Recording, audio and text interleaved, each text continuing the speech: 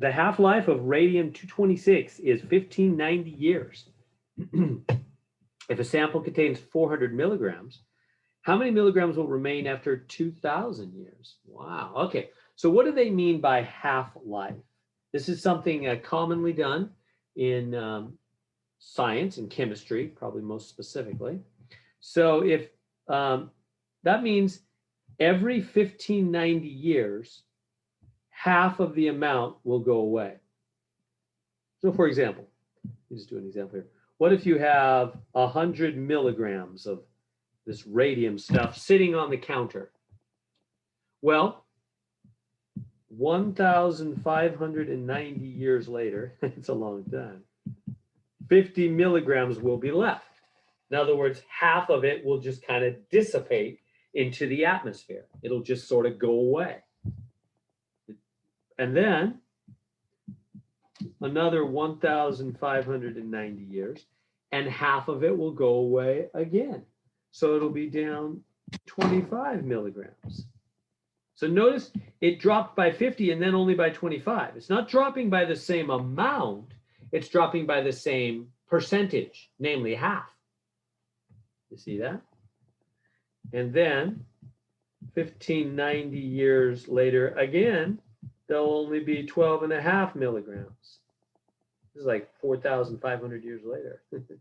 And then 1590 years later, there'll be whatever half of that is, 6.25, half of $12.50, 625 milligrams left. And then 1590 years later, there'll be half of that, which is 3.125 milligrams left. And then 1590 years later, there'll be whatever half of that is, 1.5, and I don't think I can do this anymore. 1.5625, maybe? I don't know. Something about like that. Anyway, do you see how it's just, now you might say, when's it going to finally go to zero? Well, it technically won't. Not in a finite amount of time. It's just going to go half and half and half and half and half and half every 1590 years. This is the idea behind why they're nervous about radioactive spills, you know, with when they accidentally spill radioactive stuff, that it takes a long time to go away, right? If it has a long half-life, then it's just going to become half of it, half of it, half of it. There's some of it always still there, you know, after a long period of time. So that's what we mean by half-life. All right. So let me erase all this. This was just to make sure you're understanding the big idea. Now let's get to actually solving the problem. So how do we do a half or doubling kind of problem? Well, what we do is come on down here. Here's the exam 4 notes.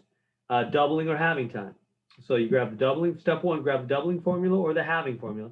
So there it is, there's the halving formula. The halving formula has the 0.5, which is half, right? That's the decimal version of a half. A half is 0.5, as you know. And that makes sense because it's halving. Whereas over here, the doubling formula has a 2 because doubling means multiply by 2. All right, so there's what I need, the halving formula. That's step 1. Let's write that down.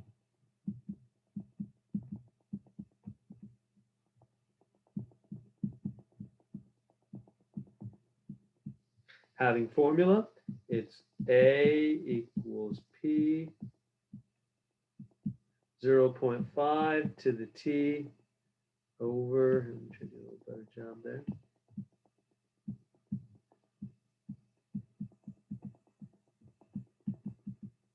T over the halving time. That's what the formula said, okay? So, and then step 2, oh, and what is the halving time? It tells us, doesn't it? Half-life is 1590 years. That's going to go right there. And sample contains 400 milligrams. That's the P, because P is always the starting amount. And they're telling us it starts with 400 milligrams. So this formula becomes A equals 400 times 0.5 to the T over 1590, because the halving time is 1590. So there's the halving formula.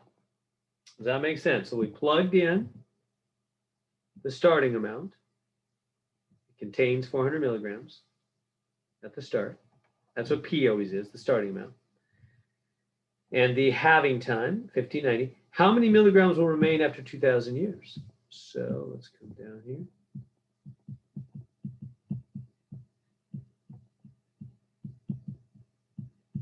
After 2,000 years. Oh, and by the way, our time unit on this problem is definitely years, because 1590, which we already plugged in, is years. So 2,000 years, we just plug in. Plug in T equals 2,000, right? Right there. So we'll get A equals 400, 0.5 to the 2,000 over 1590.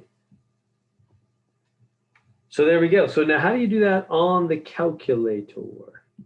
Let's make sure you're good with that. So to put that in your calculator, you're going to go 400, I was kind of scribble and everything, times, and then you don't actually have to put parentheses around the 0.5. You can just go 0.5 to the power.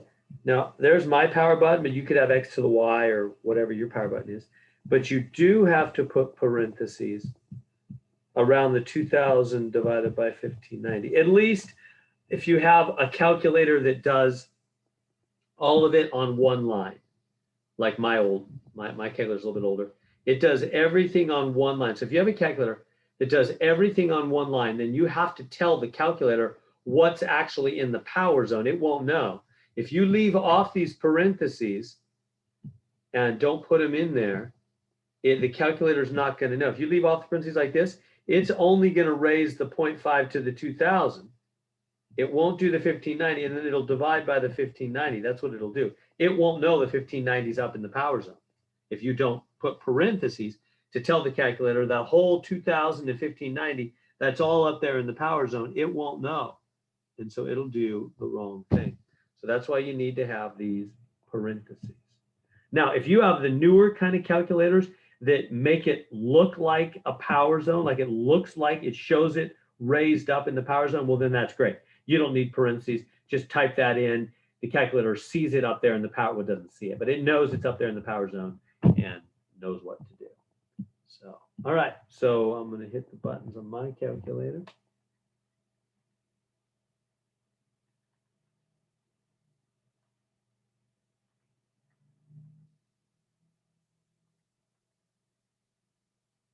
I'm getting 167.265. 167.265. So that's the amount. I don't know how many, 2 decimal places. So we would just say 167.27. There we go. Rounded to 2 decimal places. That's the amount. What did we find?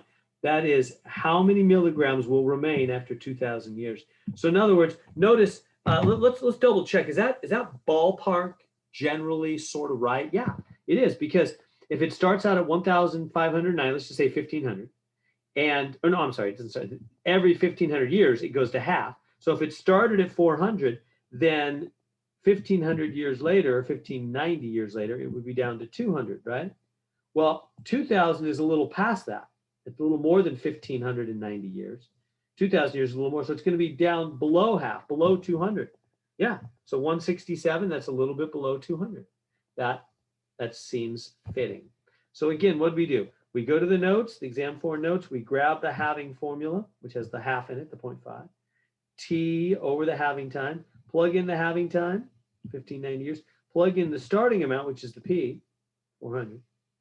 And then plug in the last time, the 2,000 years, plug that in for T, hit the buttons on your calculator. It's gone down from 400 milligrams all the way down to 167.27 milligrams. There we go.